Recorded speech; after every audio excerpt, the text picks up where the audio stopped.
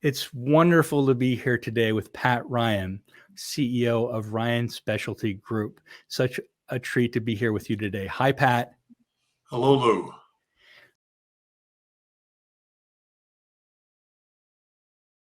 I'm really looking forward to this and really understanding who you are, the leader is, Pat Ryan, and what your values are, and how that's been integrated into the fabric of Ryan Specialty Group and what it really means to be an excellent leader. So let's start with that. Tell me about the leader himself, Pat Ryan. What are your values? Who are you, Pat Ryan? Well, my values are quite old-fashioned, but I think timeless, and sometimes possibly even trite because, the golden rule is woven within them. But when I got out of the university, Northwestern University, graduated, I wanted to be an entrepreneur. I knew that for most of my conscious life. And I chose the insurance industry because you could be an entrepreneur and build a business without capital, because I didn't have any capital, but I had human capital and I had a lot of motivation. So in becoming an entrepreneur, I knew that I needed to be in a position to attract really quality people to join me, or the venture would be quite small. And so I really thought long and hard about the values of what I wanted to have in a company. And so we set a core set of values. And I founded a company right 5 years after graduating. That became a New York Stock Exchange company. And those values carried on to the creation of a second New York Stock Exchange company, and now a third in Ryan Specialty. So the values were really quite simple. Insurance industry, which I chose because the limitations were all self-imposed. You could literally sell insurance 24/7, 365, but I didn't spend that much time, but I spent a lot of time. And so, but I wanted to build an organization. And so I knew that in the insurance industry, trust was everything, because all you were doing is giving your word. And in those days, a piece of paper, committing the insurance terms, and that integrity was absolutely critical. So I think everybody who gets into business believes that integrity is a foundational value. But in our industry, it's even more important because of what I just described. So it was built around integrity, but it was also built around the fact that I knew that I needed to build an organization of people who thought as builders, who wanted to build something of value with me. And so I set some principles, because when I was just out working and in my earlier college working days, I always realized that I really needed to be empowered. I didn't like people telling me what to do, when to do it, how to do it, why to do it. I wanted to be empowered to be given the opportunity, be given the responsibility, and then be held accountable. And so I thought that's what people really need. So empowerment was a value that I quickly brought into a foundational cultural value. Secondly was the ability to put people in a position to help them self-optimize, because this sounds terrible, but I was pretty good at selling insurance. But I knew that I had to recruit, train, and develop others to be able to do the same thing I could do, to really get into the multiplier effect of not having just myself, but people who could do what I did. And so I knew that giving them an opportunity to self-optimize. And so giving them developmental training, a continuing education program, but very importantly, sharing my vision with them. And I just intuitively knew that I couldn't get people to follow me unless they knew why they should follow me and what it was that they were following. So I was very clear in my mind to set the vision for what I felt was important in becoming an entrepreneur and getting people to buy into that vision. But I knew very early on that empowering them to become what they were capable of being would give us that added opportunity for them personally, but for the company itself.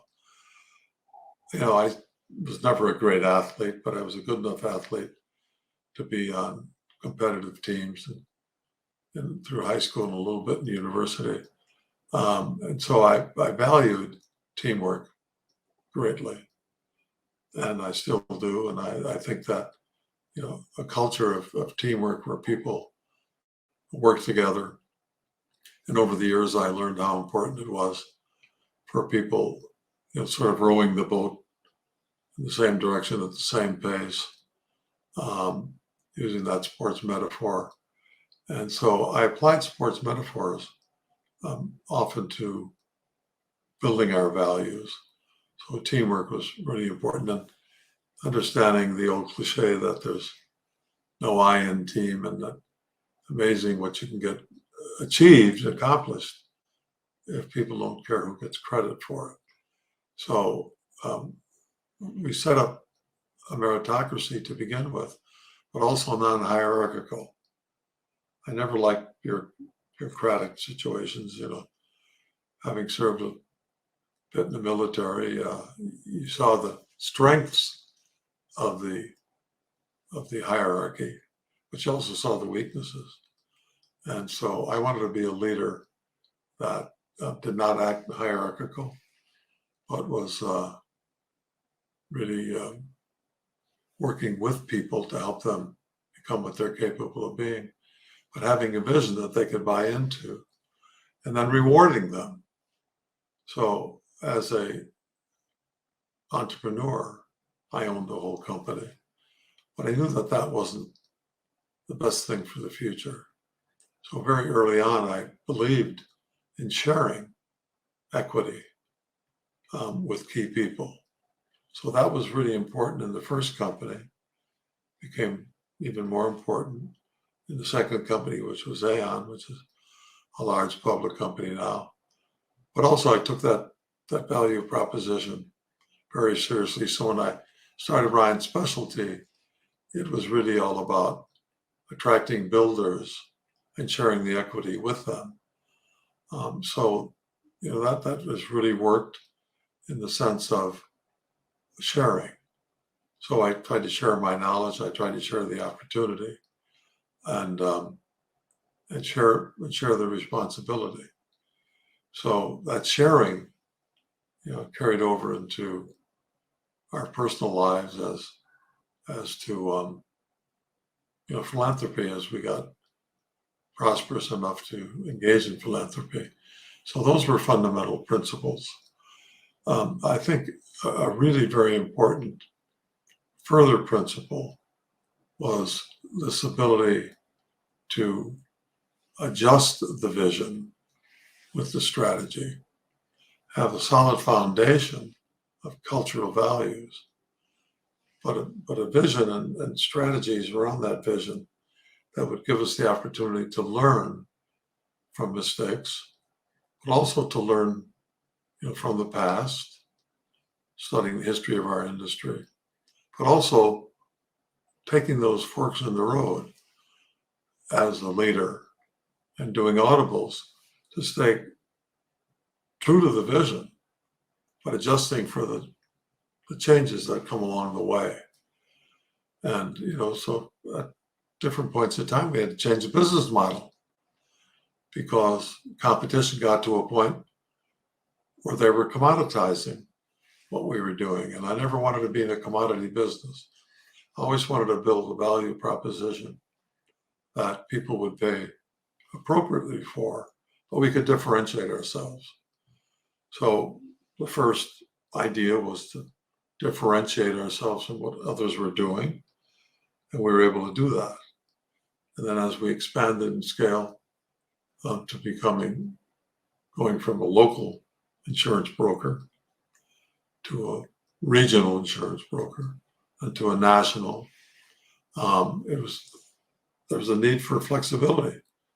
And so I've always believed in the principle and value of flexibility so that you don't get rigid and get stuck in, well, this is how we do things, and we don't change. We change with the time. We're flexible. So that's been an important value contributor to both my own personal rewards in building these businesses, but for those who joined me. So as we were building the enterprise and the cultural value, building it on teamwork, we attracted people not who were necessarily great athletes, but people who participated in sport, because we wanted people with a burning desire to win. And I had a burning desire to win. But I realized that there was even a more important desire than winning, and that was the hatred of losing. And so we have a very competitive environment, and I've always had that. But we're always striving to serve our clients in an ever improving way by being flexible, by adjusting to change, having the courage to make the changes, but also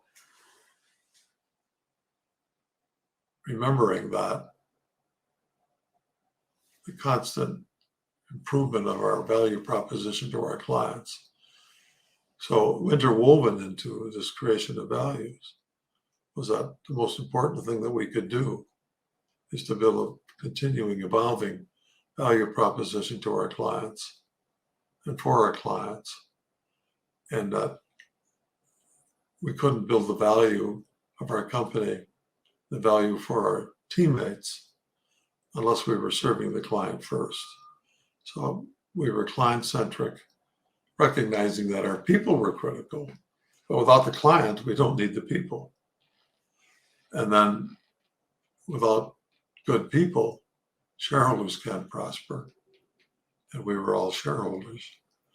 And so we wanted to put in sequence the client and keep that paramount in mind, and our people, and then the shareholder, because the shareholder, the investor, is absolutely critical. But without the first two, shareholders don't get any value. So those are core values, Lou, that we set up the company and then continued that. So after I retired from Aon, I felt that I still needed the challenge, the intellectual challenge of keeping my mind active and creating and innovating. A core value had been innovation all along with empowerment. So always being innovative to adjust to these changes that I described. And so innovation has been a fundamental value and goal for us. And so as I started Ryan Specialty back in 2010, my goal was to meet the changing needs of our industry. Now, I had enough experience that I could anticipate change. And I'd always prided myself on anticipating change as a leader, and having the courage to affect that change, to implement the change, to get out ahead of change. And so those were values that we carried on through the creation of these three companies in different stages. So when I take it now to Ryan Specialty, we did anticipate change. We got out ahead of it. And people say, well, now you're clairvoyant. You're visionary. Well, I'm not clairvoyant, but I do believe in vision. But I believe in learning from history and studying what the changes are and what that change in point A is going to mean to point B and point C, and then avoiding the unintended consequences of that change. So being very careful in thinking through how you adapt to this change, but recognizing change as an ally. It's not an adversary. Life is changing around us all the time, but your core values shouldn't change. And so your vision changes and adjusts. Your strategies have to change and adjust.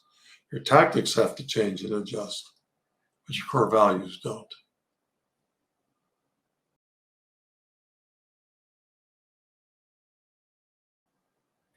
That's excellent. And there's so much there that you have said.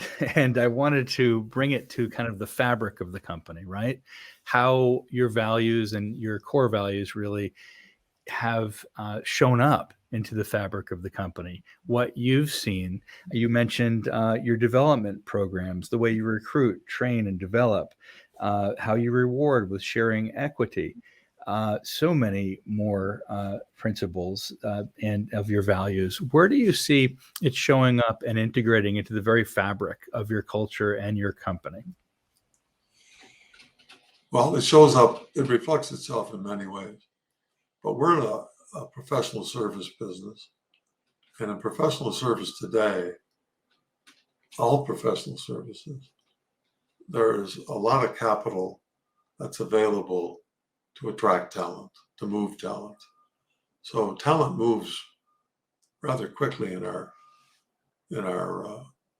field, our niche, and but we keep 97% of our talent, which is unheard of as a statistic in our industry,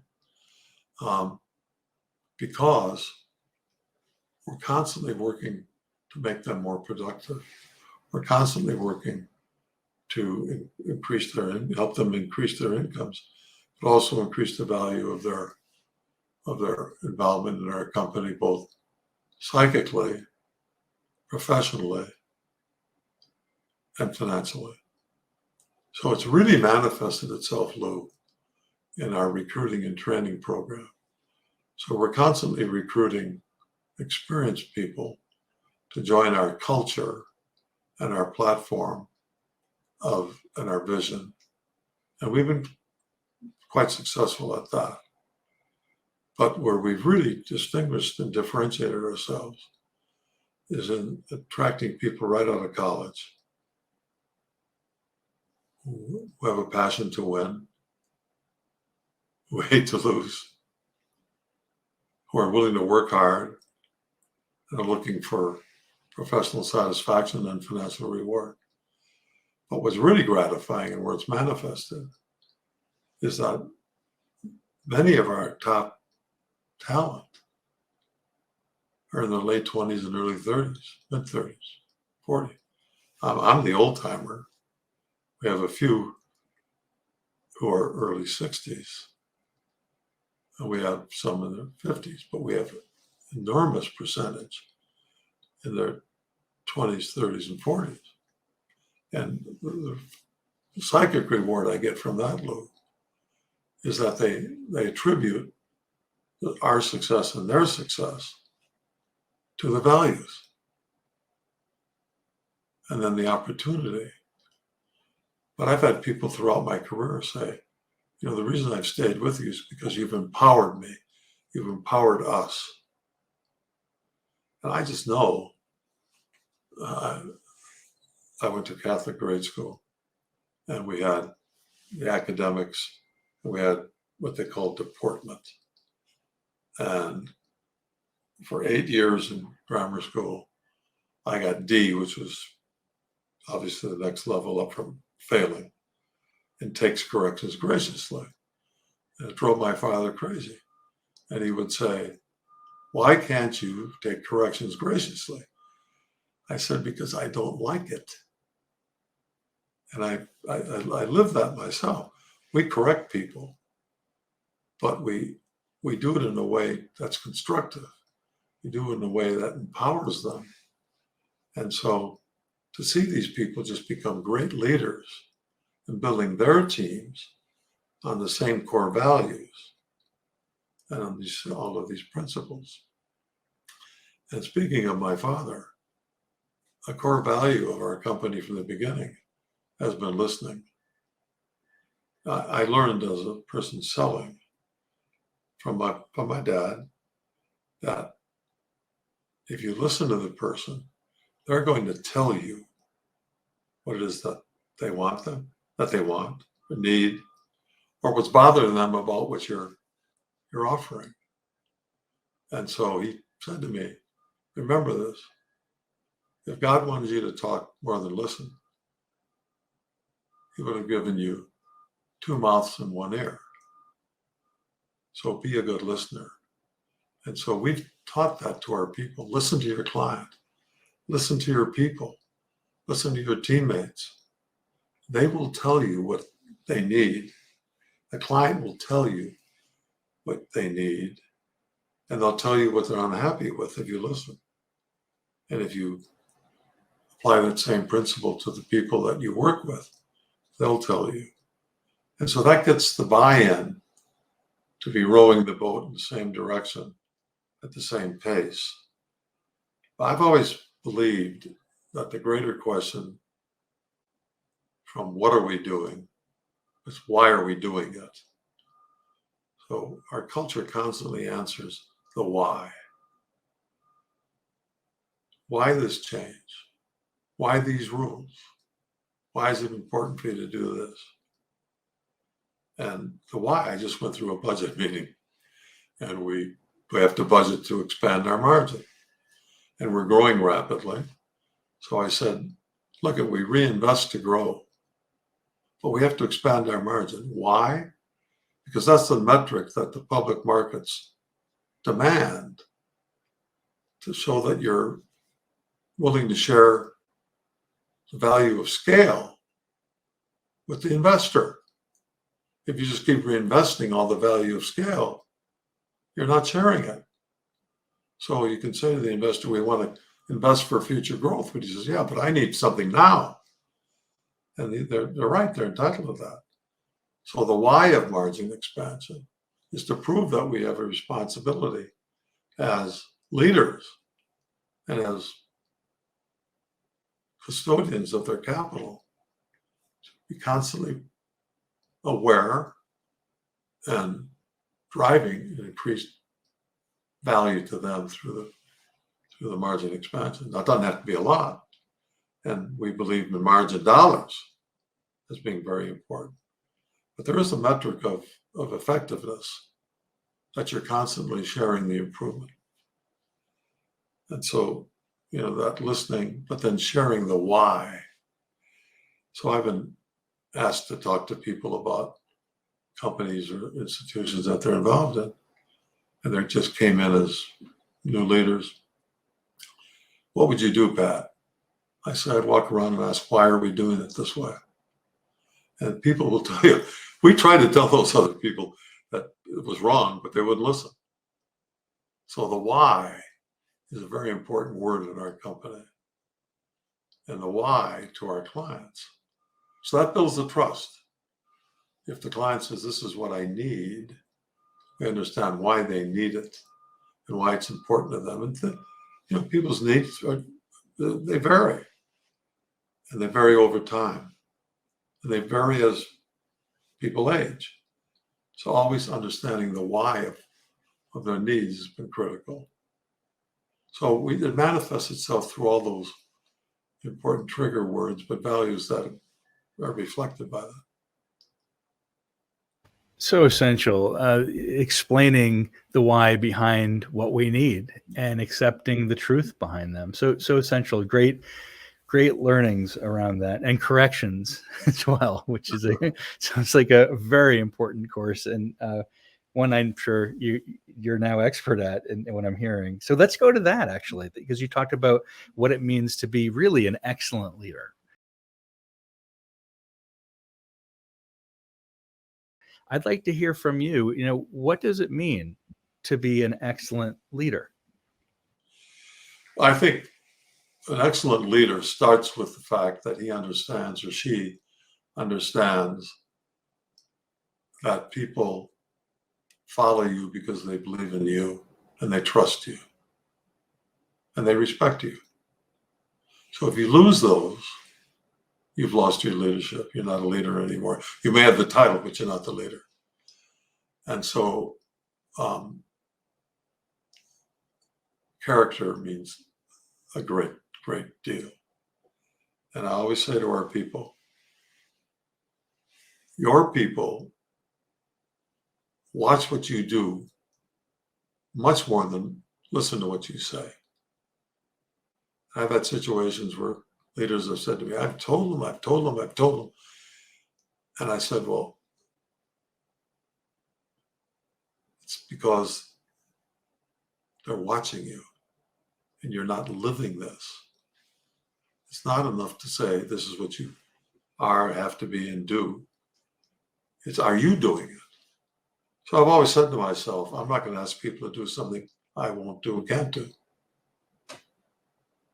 So that's building the trust with people. For example, when you hire financial people, we don't take shortcuts. We don't paper over things. We address the issues. And so people know, and we have a principle in our company. It's an old cliche, but I passionately believe it. Do the right thing because it's the right thing to do, not because it's the political thing to do or the economic thing to do. That'll all follow because it's the right thing. It avoids the pitfall of mistakes. We all make mistakes. And I constantly tell our people, look, we are all imperfect. We're all imperfect. So let's accept each other's imperfections. But let's always put people in a position where those imperfections can be minimized and their strengths can be optimized. So I know what I'm good at, Lou. I know what I'm not as good at. And I know what I'm not very good at all. And so I don't do what I'm not good at all. I don't even try to do it. I partner with people who help me do that. But I don't feel lesser of myself. I don't think that I should ever think that I'm ever going to be perfect, nor should anybody else. So when people can't accept that they made a mistake, I really work with them and say, look, you can't learn from this mistake until you understand that everybody makes mistakes, even you. So let's talk about your learning from this. The most important thing about a mistake, it's an opportunity to learn and not repeat it. But often we repeat the mistakes of the past. I've repeated the mistakes of the past. And I found that when I do, I said to myself, I violated a principle. There's this old principle, in order to expect, you have to inspect.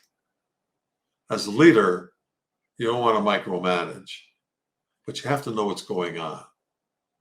There was a point in time in my career when I was really busy. We're going very fast, very quickly.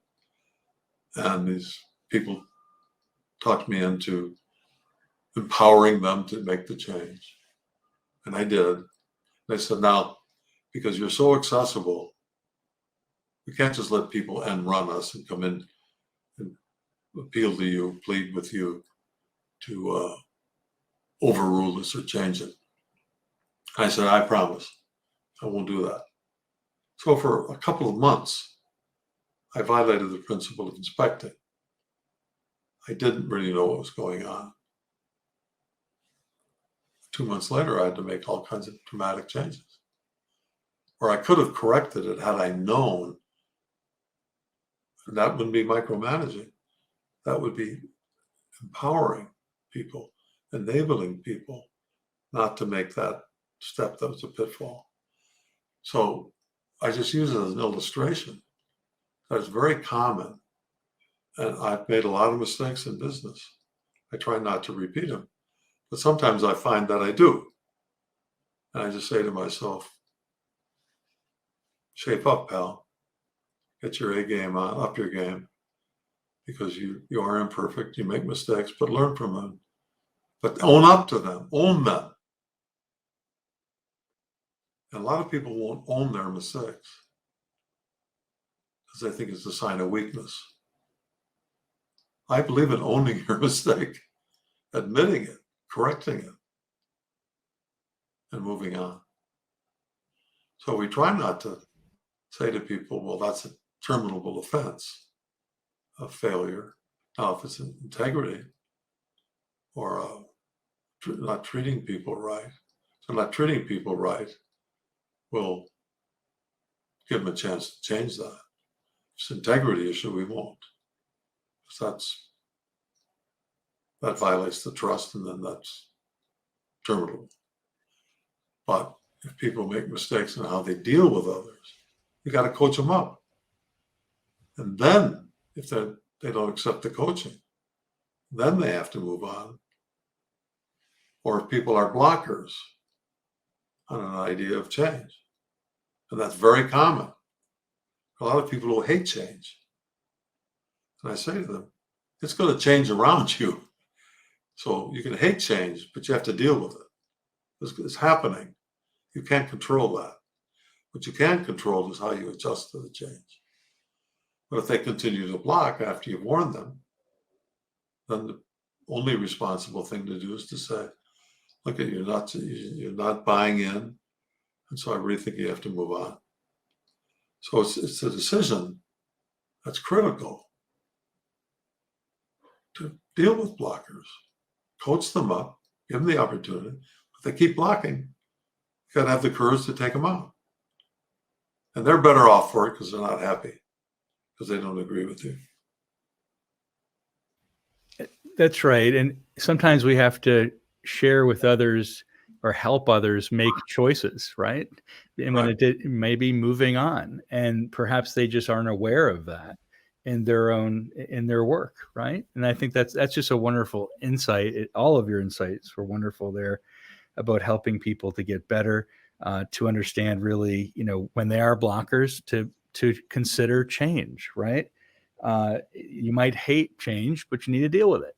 And you're sort of assisting people and coaching them up. Yeah. You don't have a choice. You don't have a choice, and we'll help you with your choices. It's a really wonderful way of looking and coaching them in that way. And so important. I mean, everything you said is incredibly important. I've taken many pages here of notes. I could probably take many more pages of notes in my own learning today. Learned so much from you, Pat, and in our talks. It's just been incredible. I thank you so much. Well, thank you, Lou. I really enjoyed visiting with you and having this opportunity.